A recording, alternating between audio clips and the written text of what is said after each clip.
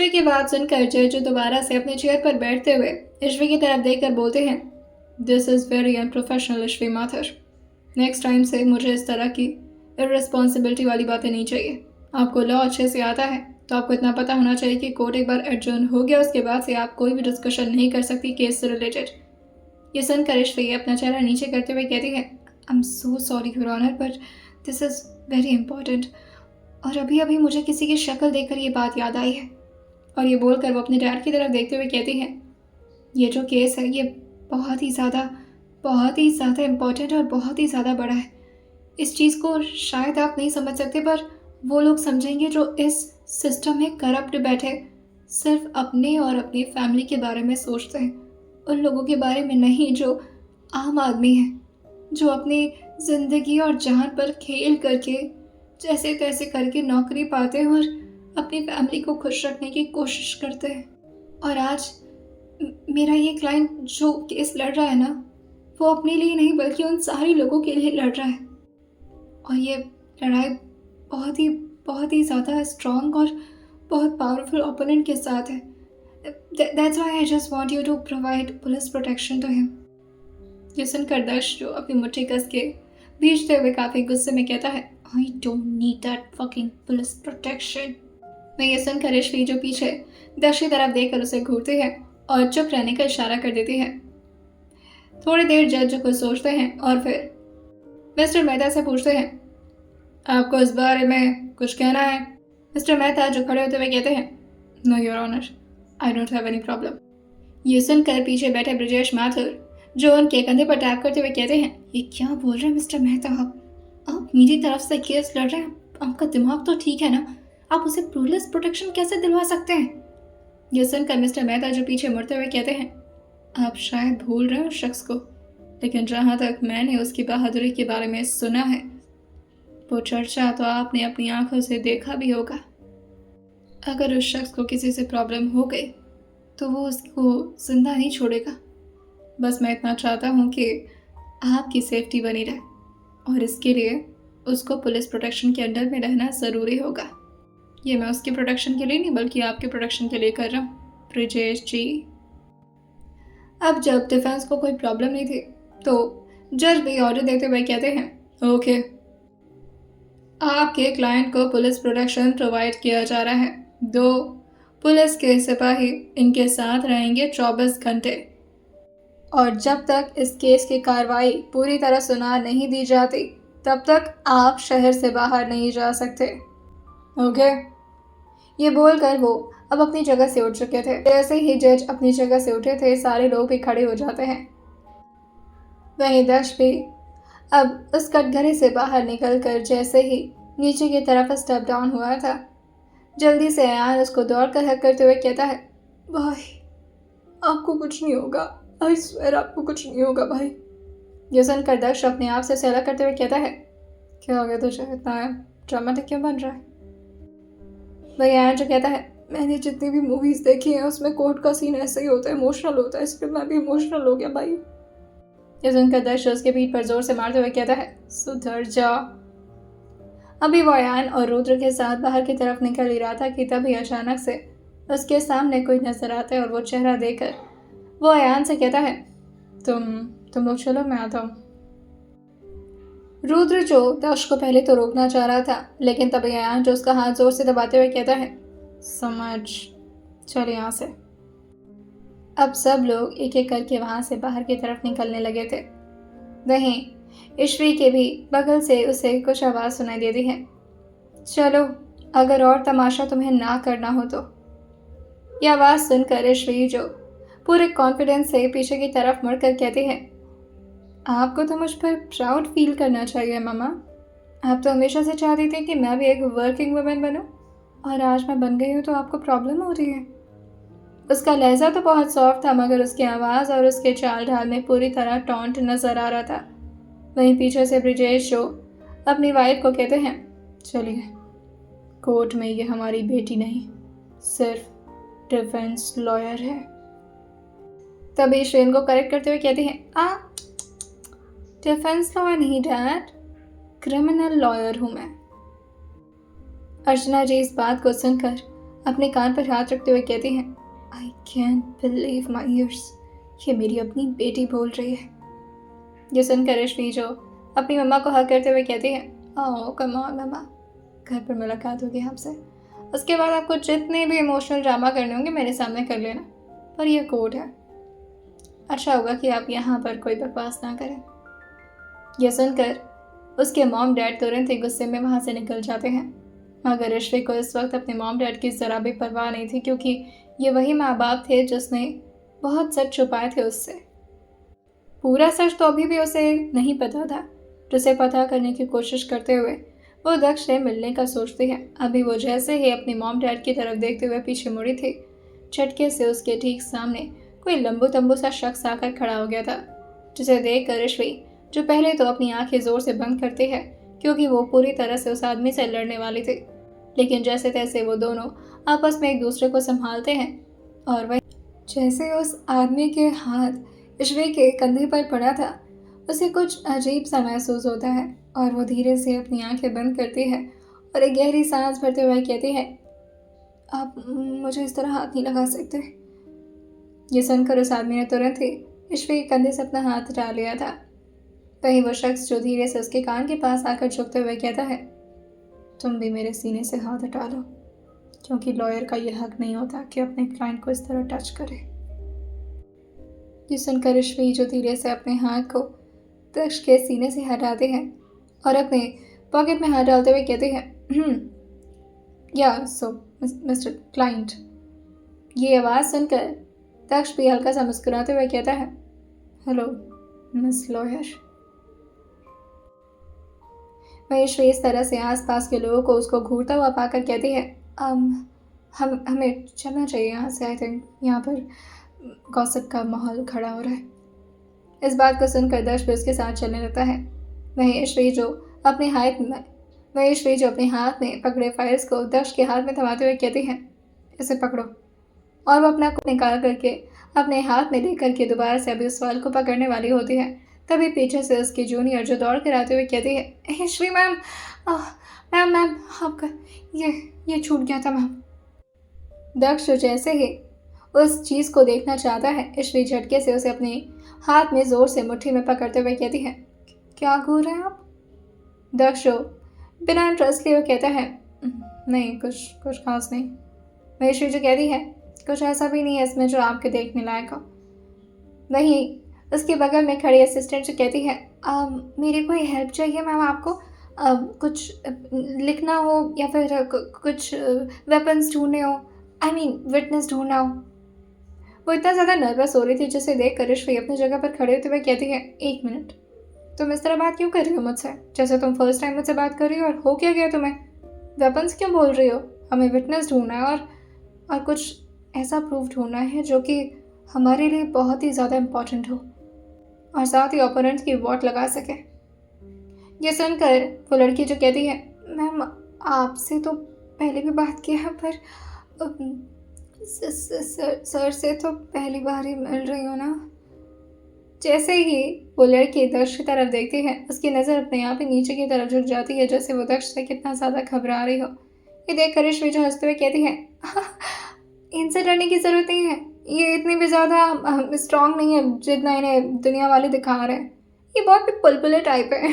ये सुनकर पीछे से कोई उसके कंधे पर टैप करते हुए कहता है, what the heck are you calling मी?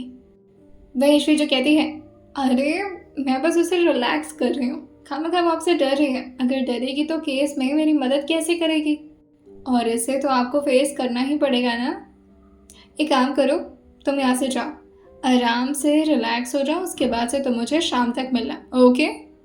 वहीं ये सुन करके वो जूनियर जो अपना सर हाँ मिलाते हुए कहती है, थैंक यू मैम, और ये बोलते हुए वो जल्दी से वहाँ से भाग निकली थी। ये देखकर महेश्वरी जो अपने हाथ को फोल्ड करते हुए कहती है, बेचारी। दक्ष जो उसके हाथ में सारे फाइल समाते हुए कहता है, ये इतना ज़्यादा लोड मुझसे बर्दाश्त नहीं होता, पकड़ो इसे। ईश्वरी भी दक्ष के पीछे पीछे आते हुए कहती है, ओ मिस्टर, अब मेरे साथ ना ज़्यादा रूड बनने की ज़रूरत नहीं है, मैं जैसा जैसा कहूँगी आपको वैसा वैसा करना पड़ेगा अगर आप वाकई में ये केस जीतना चाहते हैं तो। मैं तो कहती हूँ मेरे फॉलोअर बन जाइए, और हाँ, आप मेरे आगे नहीं चलेंगे, अब आप मुझे फॉलो करेंगे। क्योंकि सिर्फ जंगल में आपका राज था। ये मेरा इलाका है और यहाँ पर सिर्फ मेरी चलती है। कमान पीछे चलिए मेरे। और ये बोलकर ईश्वरी जो पूरे मॉडर्न वॉक करते हुए आगे की तरफ चलती जा रहे थे, लेकिन दक्ष दोबारा से उसके बगल में आकर उसका हाथ जोरों से पकड़ते हुए कहता है, मुझे तुमसे कुछ पर्सनल बात करनी है, वो भी अकेले। लेकिन तभी उन दोनों के कानों में कुछ जोर से आवाज आई थी, हाथ छोड़ो मैडम का। ये आवाज इतनी तेज थी कि आसपास के दूर दूर के लोग भी उसी तरफ देखने लगे थे। ईश्वरी भी झटके से अपना हाथ दक्ष के हाथ से छुड़ाते हुए अपने फाइल्स को जोर से अपने हाथों में पकड़ते हैं और दूसरे हाथ से कोट को और जल्दी जल्दी गाड़ी के पास आने लगती है। वहीं दक्ष अपने पीछे आ रहे दो पतले और लंबे पुलिस वालों को देखकर कहता है, तुम दोनों मुझे क्यों फॉलो कर रहे हो? क्या हो गया तुम दोनों को? ईश्वरी जो दक्ष को चिल्लाकर याद दिलाते हुए कहती है, प्रोटेक्शन है तुम्हारे लिए। दक्ष जैसे ईश्वरी की तरफ देखा था, ईश्वरी जो अपने स्टेटमेंट को चेंज करते हुए कहती है, आई मीन आपके लिए प्रोटेक्शन है, अब आइए बैठिए। जैसे ही पुलिस वाले अपनी जीप स्टार्ट करके ड्राइविंग सीट पर आकर बैठने वाले होते हैं, लेकिन तभी दक्ष उनको रोकते हुए कहते हैं, ड्राइव मैं करूंगा। ये सुनकर ईश्वरी जो दक्ष की तरफ देखकर कहती है, आपको कोऑपरेट करना नहीं आता क्या? आपको पता है ना आप एक्यूज्ड इंसान है, मतलब सूली पर बस लटकने के 2 कदम पीछे हैं आप। अगर इस वक्त भी इतनी अकड़ दिखाएंगे ना तो फिर मामला शॉर्ट आउट नहीं हो पाएगा मुझसे। इसीलिए कह रही हूँ, जैसा मैं कह रही हूँ अच्छे बच्चों की तरह मेरी सारी बात मानिए और चुपचाप से आकर पीछे बैठ जाइए।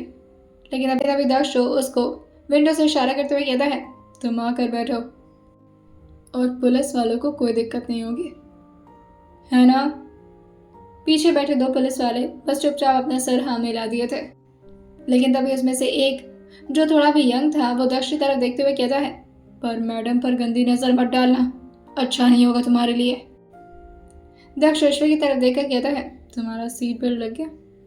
ईश्वरी जो अभी अपनी सीट बेल्ट की तरफ देख ही रही थी कि तभी दक्ष जो उसकी मदद करते हुए सीट बेल्ट के पास आकर कहता है, ये हमें दूर रहने के लिए कह रहा है। ये सुनकर ईश्वरी बस धीरे से अपना चेहरा हाँ मिलाती है और अपनी पलकों को नीचे की तरफ झपकाते हुए कहती है, तो दूर रहिए ना। मैं दक्ष हल्का सा मुस्कुरा कर एक बार पीछे की तरफ देखता है, फिर ईश्वरी से कहता है, इन्हें पता है हमने कितनी रातें एक कमरे में बिताई हैं? पीछे से एक पुलिस वाला जो अपना गला क्लियर करते हुए कहता है, दूर हो जाओ वरना जान लेना अच्छा नहीं होगा। दक्ष दोबारा से अपनी सिटिंग पोजीशन पर ठीक तरीके से बैठकर गाड़ी स्टार्ट कर देता है और वहीं ईश्वरी जो दक्ष की तरफ देखते हुए पूछते हैं, हम जा कहाँ रहे वैसे? मैं दक्ष स्टीयरिंग को जोर से अपने हाथ में थामे हुए कहता है, वैसे पता तो मुझे भी नहीं है, मैं तो भटका मुसाफिर कहीं भी चल चलूंगा, तुम बताओ। ईश्वरी जो फोन की तरफ देखते हुए कहती है, एक काम करो मेरे घर के साइड के लिए ले लो, आई मीन ले लीजिए। पीछे बैठे दोनों पुलिस वाले ईश्वरी को काफी अच्छे से जानते थे, क्योंकि ईश्वरी इस पूरे शहर के काफी नामी इंसान की बेटी थी, यानी कर्नल ब्रिजेश माथुर की बेटी, जिसका बड़े बड़े मंत्रियों से खास परिचय हुआ करता था। वो शहर के काफी जाने माने लोगों में से एक थे। यहीं ईश्वरी के फोन पर कुछ मैसेजेस आ रहे थे और वो तान्या के मैसेजेस थे। दक्ष ईश्वरी की तरफ देखकर पूछता है, तुम क्या मुझे ससुराल ले जा रही हो मेरे? देखो इतने भी बुरे दिन नहीं आए कि मैं तुम्हारे घर के खाना खाऊं और तुम्हारे घर का पानी पीऊं। घर जमाई बनाने का कोई इरादा तो नहीं बन गया तुम्हारा? ईश्वरी जो इन सारी बातों को सुनकर हल्का सा मुस्कुराते हुए दक्ष की तरफ देखकर कहती है, जिंदगी के लाले पड़े हुए हैं और आप कभी भी मजाक सोच रहे हैं। वैसे ये आपका ह्यूमरस वाला मोड जंगल में ऑफ रहता था क्या? दक्ष इस बात का कोई जवाब नहीं देता। अब वो लोग ठीक ईश्वरी के घर के सामने आकर खड़े हो चुके थे।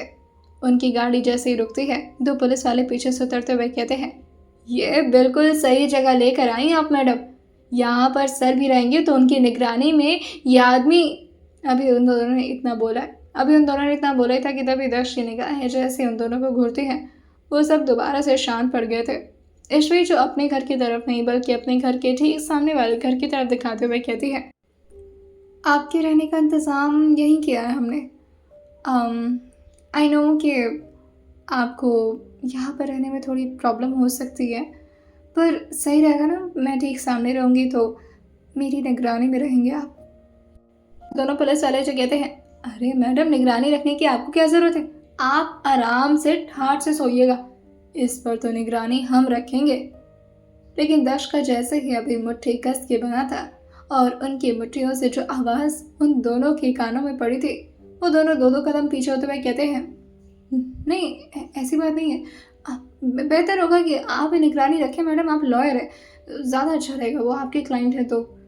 दक्ष उन दोनों को घूरते हुए फिर ईश्वर से कहते हैं, मुझे ऐसे घर की ज़रूरत नहीं है, मैं होटल में रह लूँगा। ये सुनकर ईश्वरी दक्ष का हाथ अपने हाथों में थामते हुए कहती हैं, आप अंदर चले, और मैंने कहा ना, किसी अच्छे बच्चे की तरह बात मानने की आदत डाल लीजिए आप, जैसे होते ना गुड बॉय जो अपनी मम्मा की हर बात मानते हैं। और ये बोलकर वो उनको अपने साथ अंदर की तरफ ले जाती है, जहाँ अयान, रुद्र, बंटी और तान्या सब मिलकर उनका वेट कर रहे थे। तान्या जैसे ही दक्ष और ईश्वर के हाथ को इस तरह एक दूसरे में लॉक पाती है, वो ईश्वर के पास आते हुए धीरे से उसको वार्न करते हुए बोलती है, समझकर क्रिमिनल है वो, बुक के फैंटेसी में इतना भी मत खो जाओ कि रियलिटी से अपना मुंह मोड़ लो ईश्वरी। ईश्वरी जो उस कमरे के बीचों बीच आते हुए कहती है, ओहो, और ये बोल कौन रहा है, मेरी बेस्टी तान्या जी, जिसने मुझे ये सारे काम करने के लिए इंसिस्ट किया, जिसने मुझे मेरे अंदर की वो पुरानी लॉयर जगने पर मजबूर किया। आखिर क्यों तान्या मैडम, क्या आप भी किसी को बचाना चाहती हैं? रुद्र तो अपनी शक्ल कभी अयान के पीछे छुपा था तो कभी बंटी के पीछे, और छुप छुप कर वो तान्या को देखे जा रहा था। तान्या जो इस बात पर हल्का सा एम्बैरेस होते हुए कहती है, बकवास मत करो, और वैसे भी तुम यहाँ पर फालतू बकवास करने नहीं आई और ना ही एंजॉय करने, यहाँ पर कोई पार्टी नहीं चल रहा, और सब लोग दूसरे रूम में चलो, यहाँ पर कुछ स्टेटमेंट लिखी जाएंगी और अपना काम शुरू कर दो। सिर्फ 5 दिन बचे हैं और इस शख्स के बारे में पूरी अच्छी तरह तहकीकात करो, and wish you very good luck. ये तुम्हारा फर्स्ट केस है और उम्मीद करती हूँ कि बेस्ट होगा, सब कुछ बेस्ट होगा। और ये बोलकर वो एक बार दक्ष की तरफ देखती है और बस अपना चेहरा सीरियस बनाते हुए रूम से बाहर की तरफ निकल जाती है। ईश्वरी भी आराम से आकर चेयर पर बैठते हुए जोर से अंगड़ाई भरते हुए कहती है, पहली बार कोर्ट में इतना देर बैठना पड़ा मुझे। वैसे मिस्टर दक्ष, अच्छा एक प्रॉब्लम है, आपके नाम को अलग अलग क्यों लिया जा रहा है? कुछ लोग आपको दक्ष बुलाते हैं, कुछ लोग विद्युत बुलाते हैं, आपका रियल नेम क्या है? ये सुनकर दक्ष पीछे मुड़ते हुए ईश्वरी की तरफ देखकर कहता है, तुम्हें इतना इंटरेस्ट क्यों आ रहा है मेरे केस में? क्यों लड़ना चाहती हो मेरे लिए? क्या चाहिए तुम्हें मुझसे? और तुम्हारा ये फर्स्ट केस है, क्या तुम मुझसे दुश्मनी मोल लेना चाह रहे हो? I mean, कोई रिवेंज टाइप समथिंग? ये सुनकर ईश्वरी जो चौंक कर खड़े होते हुए कहती है, एक तो मैं आपकी मदद कर रही हूँ, ऊपर से आपको ऐसा लग रहा है कि मैं आपके खिलाफ ये सब कर रही हूँ और मैं रिवेंज ले रही हूँ। अगर मुझे रिवेंज लेना होता तो मैं रात दिन इतना मेहनत नहीं करती। मिस्टर मेहता के घर से जाकर ये फाइल चुराना कितना मुश्किल वाला काम था, आपको पता है? आप होंगे प्रोफेशनल चोर मिस्टर, पर मैं नहीं हूँ। इतनी मेहनत करने के बाद मुझे क्या सलाह मिला कि मैं रिवेंज ले रही हूँ? वाह! ये देख कर दक्ष जो पीछे दीवार पर टिक कर अपना हाथ होल्ड करते हुए कहता है, ज्यादा मेलोड्रामेटिक मत बनो, सच सच बताओ कि आखिर तुम ये सब क्यों कर रही हो? क्योंकि अगर तुम वाकई में मुझे ये केस जिताना चाहती तो अपने हाथ में तो यही केस कभी नहीं लेती। तुम प्रैक्टिस कर रही हो, वो भी मेरे केस पर। तुम्हें मेरा ही केस मिला था मजाक करने के लिए। अरे यार, मेरा एक कदम आगे खाई और पीछे कुआं है। अगर मैं इस केस से बच गया तो सिस्टम वाले मुझे खा जाएंगे, और अगर नहीं बचा तो वैसे ही गवर्नमेंट तो पीछे पड़ी हुई है मेरे। या तो मुझे गोली से मारेगी, या तो फिर फांसी दे के मारेगी, या तो फिर मुझे आजीवन कारावास में बंद कर देगी। तीनों में ही मेरी जिंदगी का खतरा है। अगर मुझे दोबारा से मेरी पावर वापस नहीं मिली तो इस केस का लड़ने का कोई मतलब नहीं है, और उसके लिए मुझे कोई स्ट्रॉन्ग लॉयर चाहिए। तुम्हें नहीं रख सकता मैं अपने लिए। ये देख काफी गुस्सा आ रहा था और वो दक्ष को देखते हुए बोलती है, वैसे भी आपका केस ना कोई लड़ने वाला है नहीं, और इसलिए ज्यादा हीरोपंती मत दिखाई मुझे। दक्ष ईश्वरी की तरफ आगे बढ़ते हुए बोलता है, तो सच सच बताओ मुझे कि तुम ये केस क्यों लड़ रही हो। वेट अ मिनट, कहीं वो कल के केस को लेकर तुम कुछ ज़्यादा ही सीरियस तो नहीं हो गई? आई नो कि ये सुनकर ऋषि जो कहती है वो परसों हुआ था, कल नहीं हुआ था, कल तो हम बिछड़ गए। अभी उसने इतना बोला ही था कि तभी दर्श कहता है काफ़ी याद है तुम्हें इस किस के बारे में। लेकिन ऋषि जो अपने सर पर धीरे से मारते हैं और वापस आते हुए कहती है अब मैं, एक मिनट, ये मत समझिएगा कि मैं आपके केस को कोई फ्री में या फिर कोई चैरिटी देकर लड़ने वाली हूँ। ये ना मेरी तरफ से कोई चैरिटी नहीं है। एक हियरिंग का 50,000 चार्ज करूँगी मैं, और केस लड़ना मेरी ड्यूटी है। वैसे भी आप इतना बुरी हालत में फंस चुके थे, मुझे पता है कि गवर्नमेंट आपको कोई अजीब सा चीपड़ू सा लॉयर थमाता और आप वैसे भी वो केस हार जाते। कम से कम मैं पूरी जान तो लगाऊंगी। ये सुनकर दक्ष अपने बाल फेरते हुए पूछता है और क्यों जान लगाओगी तुम मेरे केस के लिए? उसकी आवाज़ में सडक्शन ईश्वी को महसूस हुआ था। उससे वो पुराना दक्ष उसके ठीक सामने मौजूद हो गया था, जिसे देखकर थोड़ा देर तो वो दोबारा से गुम हो जाती है, लेकिन फिर से वो अपने आप को वापस लाते हुए कहती है ईश्वी फोकस फोकस। और वो दक्ष से भी कहती है देखिए, मेरा ना आप इस तरह बकवास करके टाइम वेस्ट कर रहे हैं। मुझे आपके बारे में पूरी इन्फॉर्मेशन चाहिए। आपको पता है कितना बड़ा रिस्क लिया था आज मैंने? अरे कोई बुनियाद ही नहीं था मेरे पास। किस बेसिस पर आज मैं केस लड़ी हूँ ये सिर्फ मुझे पता है। छोटी मोटी इन्फॉर्मेशन बस मुझे आपकी पता थी। मुझे तो आपका क्लियर नाम भी नहीं पता है। आप कब पैदा हुए, क्या करते हैं, क्या नहीं करते, आपने ये गुनाह किया भी है या नहीं, या फिर और कितने सारे आपने क्राइम किया, आप क्रिमिनल हैं या अच्छे इंसान हैं, आप क्या है, मुझे आपके बारे में कोई आइडिया नहीं है मिस्टर। तो इसलिए मुझे बहुत बेसिक से शुरुआत करनी होगी। मैं आपको जानना चाहती हूँ, आपको समझना चाहती हूँ। और एक और बात, डॉक्टर और लॉयर से कुछ भी नहीं छुपा सकते। सुई से लेकर तोप तक जितनी भी इंफॉर्मेशन है मुझे सब कुछ चाहिए। समझ रहे हैं आप? ये सुनकर दक्ष जो बस अपने चेहरे को हाँ मिला दिया था और चुपचाप आकर ईश्वर के सामने बैठते हुए कहता है मेरा सर दर्द हो रहा है, चाय मिल सकती है? वह श्री जो एल्बो को ले जाकर टेबल पर टिकाती है और दक्ष के सामने अपना चेहरा ले आकर अपने हाथ पर टेक लगाते हुए कहती है यहाँ मैं इतना परेशान हूँ और आपके नखरे खत्म नहीं हो रहे। चाय चाहिए, बियर मंगवा दूँ आपके लिए, पार्टी कर लीजिए आप। दक्ष खुश होकर के अपने दोनों हाथों को टेबल पर रखते हुए अपने सिर को पीछे की तरफ लीन करते हुए कहता है तुम्हें नहीं पता ईश्वी, ये कितना सुकून है।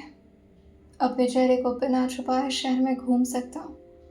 हाँ ठीक है, कुछ लोग मुझे अभी भी क्रिमिनल बोलेंगे, पर शायद पूरी दुनिया बोले, बट पता नहीं क्यों बहुत सुकून मिल रहा है। ऐसा लग रहा है सर से सारा प्रेशर गायब सा हो गया है। पता नहीं क्यों अच्छा लग रहा है।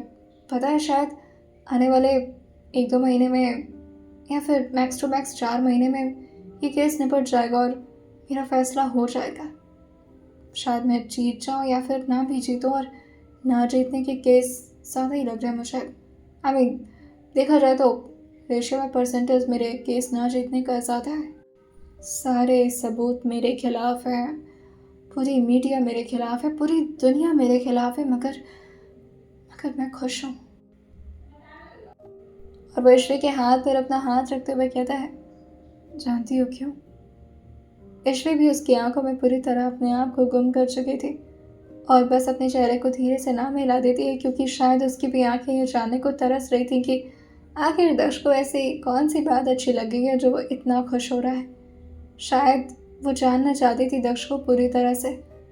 दक्ष भी अपनी फीलिंग्स को अपने होठों पर लाते हुए कहता है क्योंकि आज मैं चैन की सांस ले सकता हूँ ईश्वी। कोई फाउंडेशन ही नहीं है मुझे। जहाँ मन चाहो वहाँ जा सकता हूँ, जैसे मन चाहे वैसे जी सकता हूँ, खुले में एक्सरसाइज कर सकता हूँ और अपना फेवरेट मसालेदार चाय पी सकता हूँ।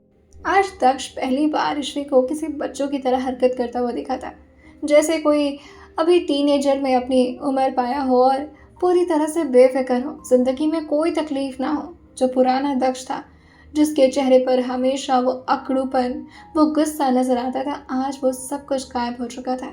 आज उसका चेहरा बिल्कुल शांत था। और उसकी असली वजह क्या थी, ये सुनकर केशवी जो अपना हाथ जल्दी से दक्ष के हाथ से पीछे करते हुए कहती है आप मेरा वक्त बर्बाद कर रहे हैं। आपको पता होना चाहिए कि मैं 50,000 सिर्फ हियरिंग का लेती हूँ, और बाकी ये जो सबूत वगैरह इकट्ठा करना है, इन्फॉर्मेशन इकट्ठा करनी है, उसकी अलग से चार्ज करूँगी, वो भी 1.5 लाख रुपए। और अगर आपने ये मिक्स मसालेदार चाय वगैरह की बात की ना, जिससे मेरा टाइम और ज़्यादा वेस्ट हो रहा है और मेरा दिमाग भी ख़राब हो रहा है, तो उसमें आपके 50,000 और ऐड कर दूँगी, मतलब पूरे 2 लाख रुपए। I hope you get it now.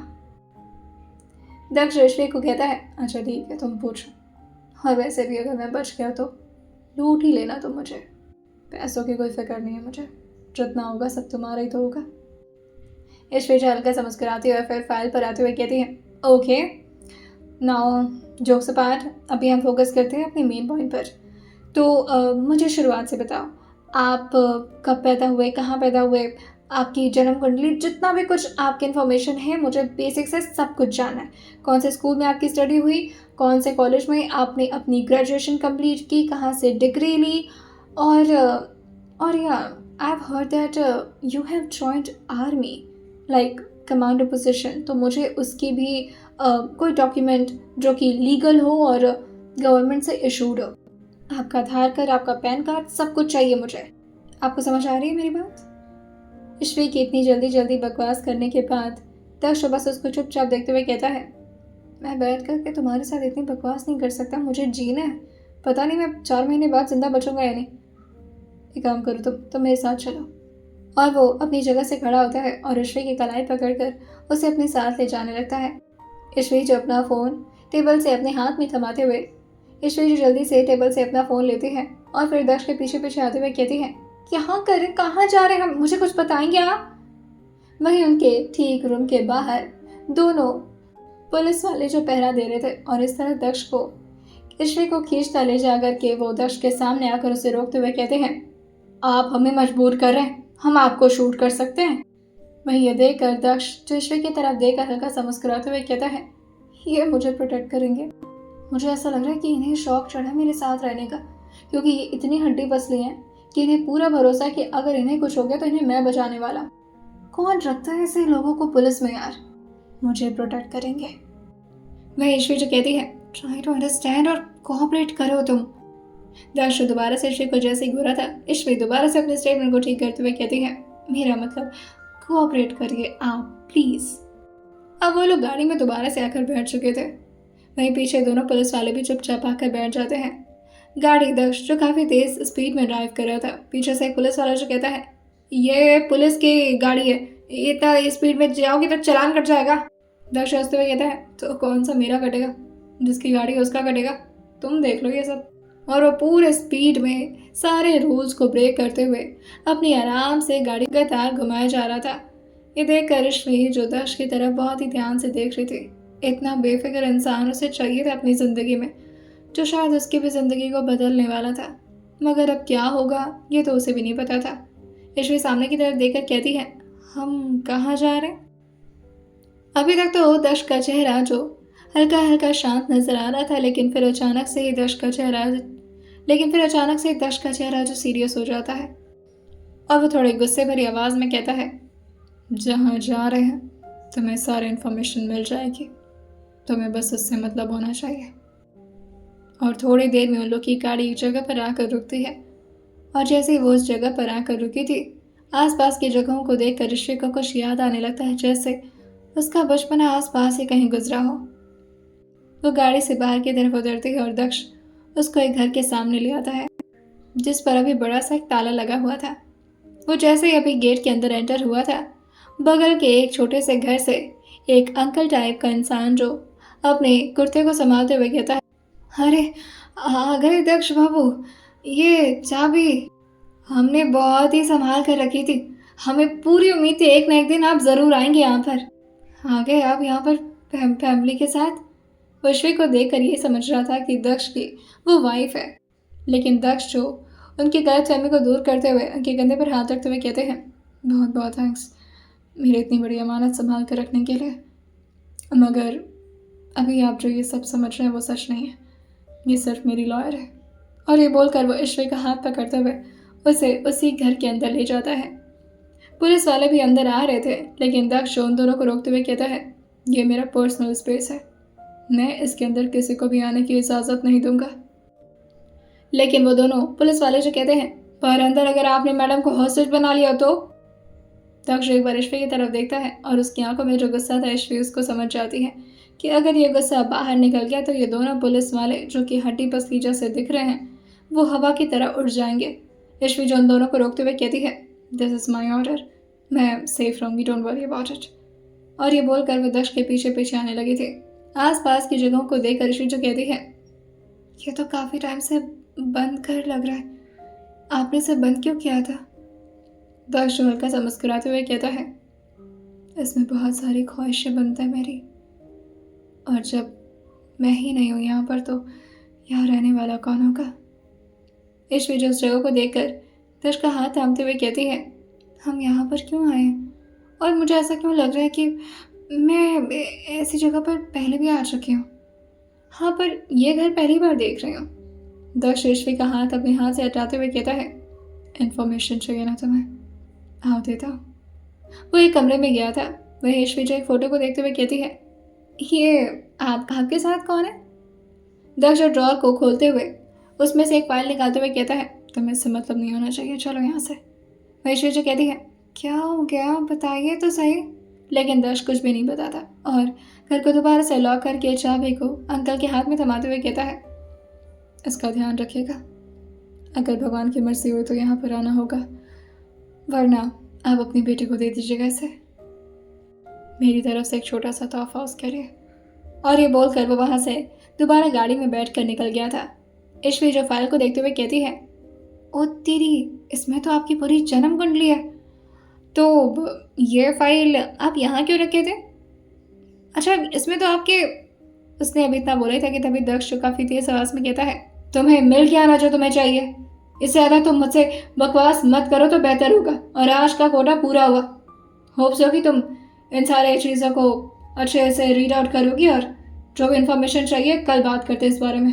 पीछे बैठा एक पुलिस वाला जो कहता है, एक तो श्री मैम इनकी इतनी मदद कर रही हैं और अगर देखो इनकी ऐसे जोड़ रहे हैं जैसे शौहर हुए श्री मैडम के। वह ईश्वी भी अब चुप हो चुकी थी। दक्ष जैसे ही गाड़ी ले आकर ईश्वी के घर के सामने रोकता है, अर्चना जी जो बालकनी से ही अपनी बच्चे को इस तरह दक्ष के साथ आता जाता देखकर काफ़ी परेशान हो रही थी और वो रेलिंग को ज़ोर से पकड़े हुए कहती है, यह ठीक नहीं कर रही मेरी बच्ची।